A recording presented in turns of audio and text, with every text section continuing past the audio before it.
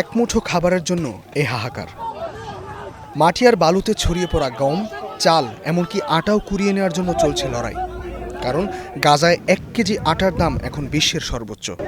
চিনিসহ অন্যান্য পণ্যের দামও কল্পনার বাইরে। দামের এই ভয়াবহতা উঠে এসেছে বিবিসির এক প্রতিবেদনে।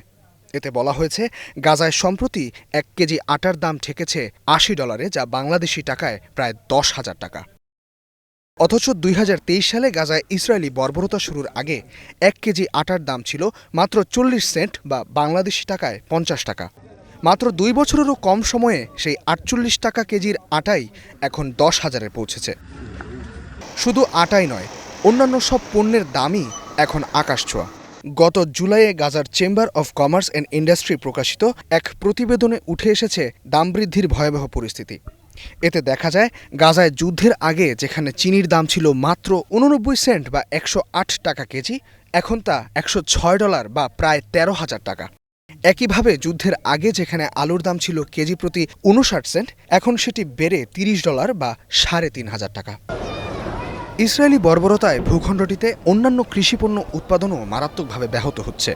টমেটোর দাম যুদ্ধের আগে ছিল 71 টাকা, এখন সেটির কেজি ছাড়িয়েছে 3,500 টাকা।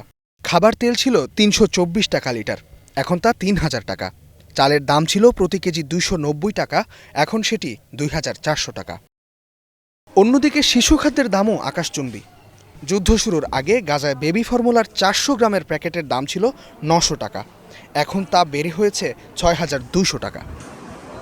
উল্লেখযোগ্য এসব পণ্যই নয়, সব ধরনের জিনিসপত্রের দামই এখন গাজার মানুষের ক্রয় ক্ষমতার বাইরে। ইসরায়েলি অবরোধের কারণে 22 লাখ মানুষের গাজায় এখন খাবার নেই জীবনধারণের কোনো উপাদানও। আছে শুধু লাশের সারি, কান্না আর স্বজন হারানোর আহাজারি। ইস্তেহাদুল মাহমুদ, স্টার নিউজ।